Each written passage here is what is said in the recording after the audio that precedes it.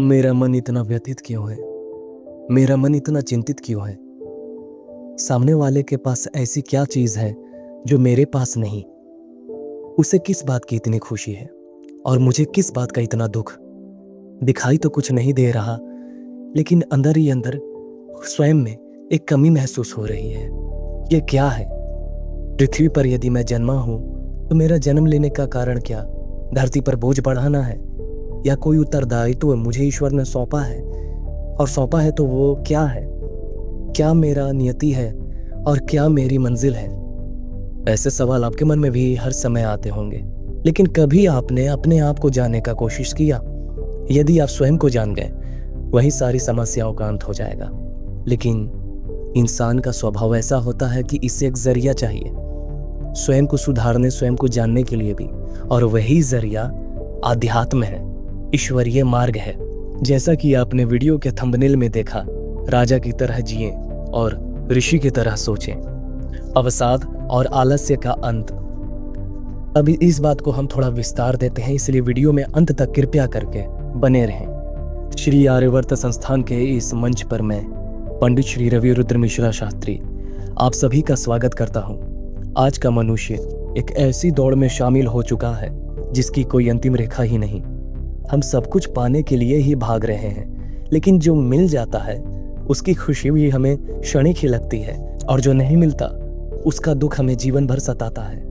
मन तो ये चाहता है कि ईश्वर से जुड़े और उनकी सहायता हर समय पर मिले, पर आज की जीवनचर्या और आलस्य के जाल में हम अपना सारा समय इधर उधर में नष्ट कर देते हैं। हम शांति खोजते हैं, पर अनजाने में अशांति की ही खेती करते हैं, और फलस्वरूप हमें अशांति और अवसाद ही प्राप्त होता है। आज के युग में दुख का सबसे बड़ा कारण तुलना है। हम अपनी शांति इसलिए भी खो देते हैं क्योंकि हम दूसरों की बाहरी खुशी को अपनी आंतरिक स्थिति से तौलने लगते हैं। हम ये सोचते हैं कि सामने वाले के पास किस चीज की इतनी खुशी है, मुझे क्यों नहीं? लेकिन साधकों और दर्शकों, याद रखिए, आप दूसरे का केवल संपादित रूप देख रहे हैं, यानी वह रूप जो वो बाहर से आपको दिखा रहा है, वह नहीं जो उसके जीवन में हो रहा है। जब आप दूसरे की प्रगति देखकर जलते हैं तो आप अपनी ऊर्जा को नकारात्मक बना देते हैं। ईश्वरीय विधान पर भरोसा रखिए, जिसे आमतौर पर लोग चमत्कार भी कहते हैं। मानव दिमाग से जो परे हो और भलाई के लिए हो, वही चमत्कार है। वह वास्तव में आपकी सच्ची पुकार और पात्रता का परिणाम होता है। अध्यात्म का अर्थ पलायन नहीं होता, बल्कि एक राजा की तरह अपने उत्तरदायित्वों का निर्वहन करना है। राजा का अर्थ सिर्फ आप सिंहासन से जोड़कर नहीं देखें, बल्कि अपने कर्तव्य के प्रति पूर्ण सजगता। यदि आप पढ़ाई कर रहे हैं तो पढ़ाई के प्रति पूर्ण निष्ठा होनी चाहिए। आप भोजन बना रहे हैं तो भोजन के प्रति भी पूर्ण निष्ठा होनी चाहिए।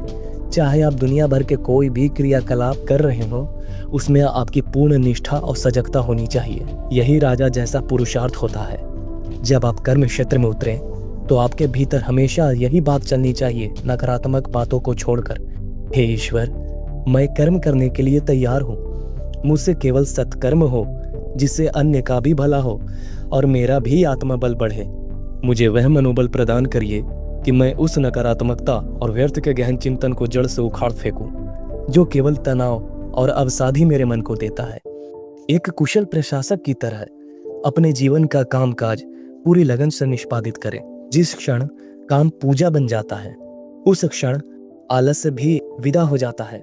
आजकल भक्ति के नाम पर भय और दिखावे का बाजार चल रहा है। सच्ची भक्ति वह है जो आपके अहंकार को गला दे, जला दे। लोग डरते हैं कि भक्ति करने से सांसारिक इच्छाएं अधूरी ही रह जाएंगी। दिन भर पूजा पाठ में ही लगे रहें तो सांसारिक इच्छाओं की पूर्ति के लिए जो हम कर्म कर रहे हैं उसके बीच में बाधा आएगी। यहीं आप लोग से भूल हो जाती है। ऐसा कुछ भी नहीं होता। ये आपका मन है जिसको शांति पकड़ने की गंदी आदत है। ये फिर शांति पकड़ रहा है, आपको वही जीवनचर्या में वापस से उलझा देगा, जिसमें फिर आप अपने आप को कोसेंगे। सत्य ये है कि जब आप भक्ति के माध्यम से शांत हो जाते हैं तो आपकी कार्य क्षमता स्वतः ही बढ़ जाती है, और इच्छित वस्तुएं, चाहे वे कुछ भी हो, स्वयं ही आपकी तरफ खींची चली आती हैं। बुराई जैसा कुछ भी आपकी आत्मा और मन में ना होता है। आपका व्यक्तित्व इतना पारदर्शी बन जाएगा और इतना तेजस्वी हो जाएगा कि आपके जैसा बनने का दुनिया सोचेगी। तो मेरे प्रिय साधकों और दर्शकों, हमारे संस्थान का उद्देश्य आपको केवल मंत्र बताना या पूजा अर्चना सिखाना नहीं है, बल्कि आपको मानसिक रूप से स्वतंत्र बनाना है। हमारे सभी वीडियोस, चाहे वे भैरवी साधना पर हो या मुद्रा विज्ञान पर या किसी अन्य विषय पर, ये सब एक कड़ी की तरह है। जब आप हमारे सभी सत्रों को एकाग्रता से देखेंगे तो आपके भीतर का अंधकार छटने लगेगा और ये वीडियो आपको अंधविश्वास से निकालकर अनुभव और सत्य की ओर ले जाएगा, जिससे आप एक बेहतर और सशक्त मनुष्य बनेंगे।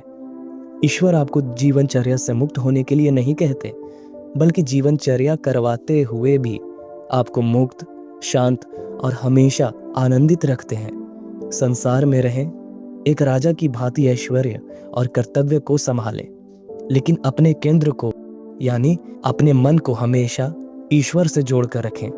इस संकल्प को जिए, हे ईश्वर, मुझे ऐसे ही कर्मों में लगाए रखें। मैं अपने कर्म के प्रति कर्मठ हूँ।